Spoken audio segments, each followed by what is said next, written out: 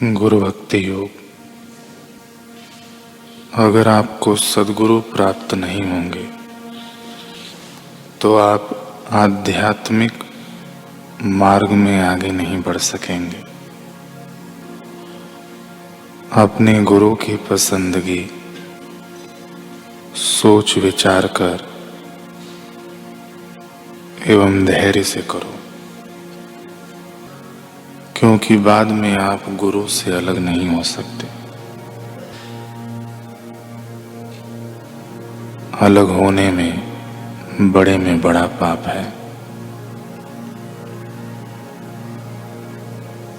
गुरु शिष्य का संबंध पवित्र एवं जीवन पर्यंत का है। यह बात ठीक से समझ लेना।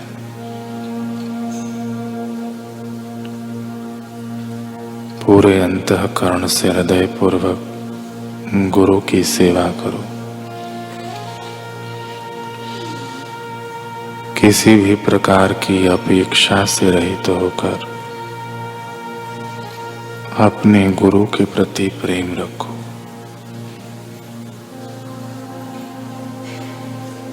अपनी आय का 10वां हिस्सा आपके गुरु को समर्पित करो।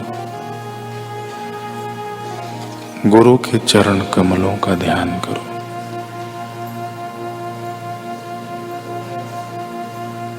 इसी जन्म में आपको आत्म साक्षात्कार होगा।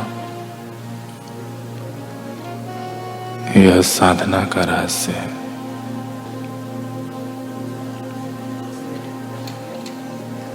शिष्य के लिए गुरु की पूजा करने के लिए गुरुवार पवित्र दिन है।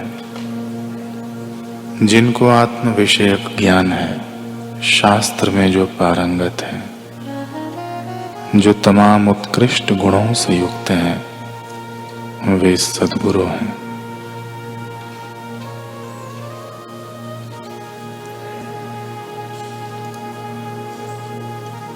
हम प्रसंग सुन रहे थे ऋभु मुनि और निदाघ का।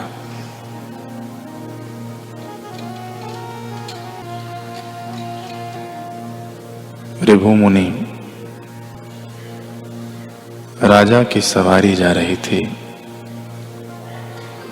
अपने शिष्य निदाघ के पास जाकर उससे प्रश्न पूछने लगे।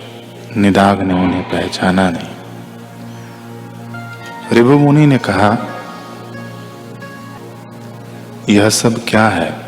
निदाघ ने कहा, यह राजा की शोभा यात्रा है। तो इसमें राजा कौन और प्रजा कौन? निदाघ ने कहा, जो हाथी पर बैठा है वह राजा है और जो पैदल चल रहे हैं वे प्रजा हैं। मुनि ने कहा, हाथी कौन है? निदाघ ने कहा, राजा जिस पर बैठा है वह 4 पैर वाला पर्वत काय प्राणी हाथी है। महाराज इतना भी नहीं समझते।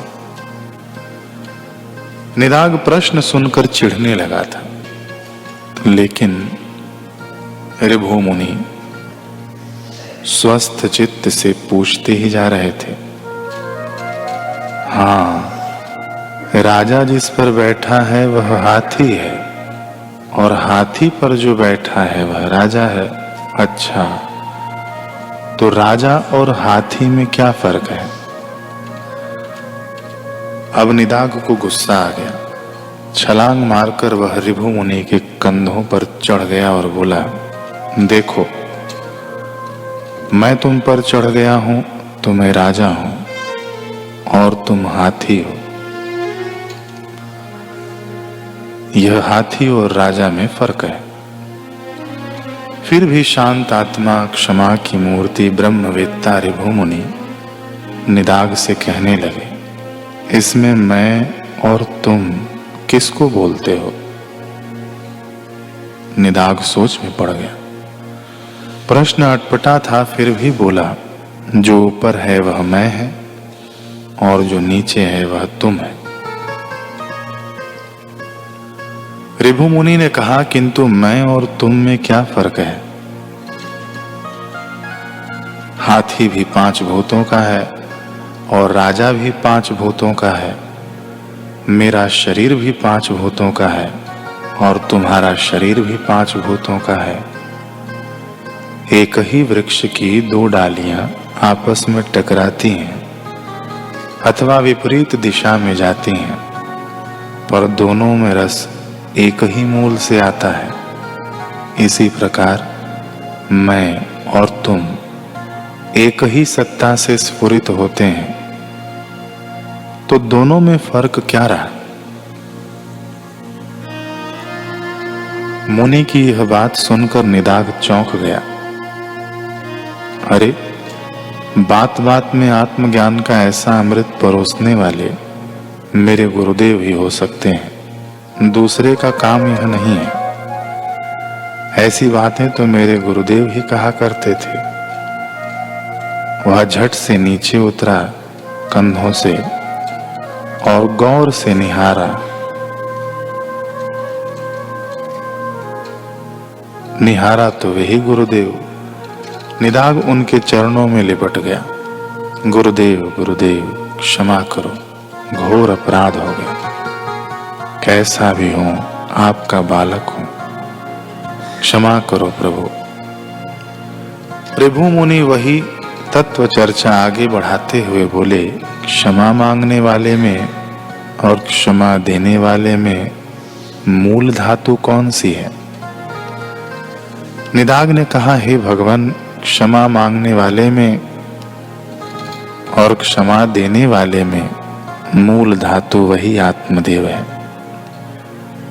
जिसमें मुझे जगाने के लिए आप करुणावान तत्पर हुए हैं। हे गुरुदेव, मैं संसार के माया जाल में कहीं उलझ न जाऊं, इसलिए आप मुझे जगाने के लिए कैसे कैसे रूप धारण करके आते हैं। हे प्रभु, आपकी बड़ी कृपा है।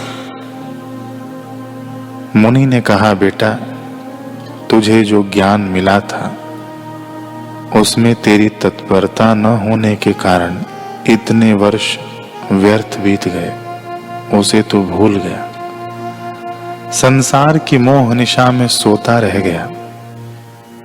संसार के इस मिथ्या दृश्य को सत्य मानता रह गया।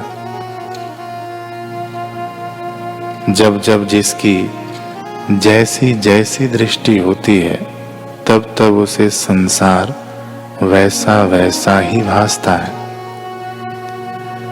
इस संसार का आधार जो परमात्मा है, उसको जब तक नहीं जाना, तब तक ऐसी गलतियां होती ही रहेंगी।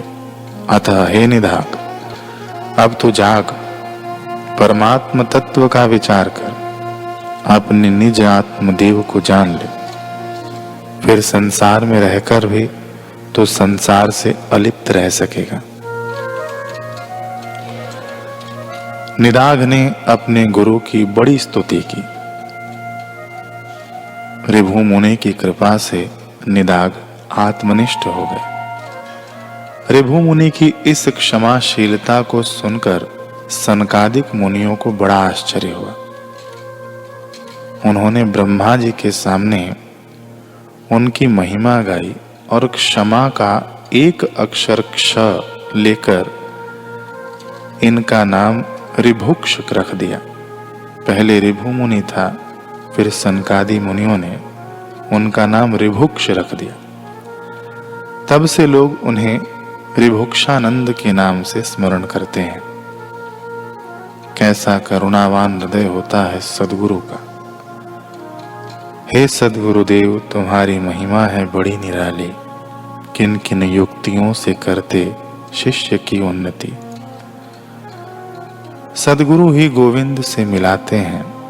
सद्गुरु ही शिष्य के दुखों का अशेष हरण करते हैं। इसलिए शिष्य की दृष्टि में सद्गुरु ईश्वर से बढ़कर सेव्य हैं। इसी से शास्त्रों और संतों ने सद्गुरु की अपार महिमा गाई है और सद्गुरु की शरणागति के बिना भगवान की प्राप्ति प्राप्ति को अति दुर्लभ या असंभव कहा है। अनुभवी मार्ग प्रदर्शक सद्गुरु ही शिष्य को माया के दुर्गम पथ से पार कर लक्ष्य स्थान पर ले जाने में समर्थ है। ऐसे समर्थ सद्गुरु की जितनी ही पूजा हो, जितना सम्मान हो, जितनी भक्ति की जाए उतनी ही थोड़ी है, क्योंकि ऐसे सद्गुरु का बदला तो कभी चुकाया ही नहीं जा सकता।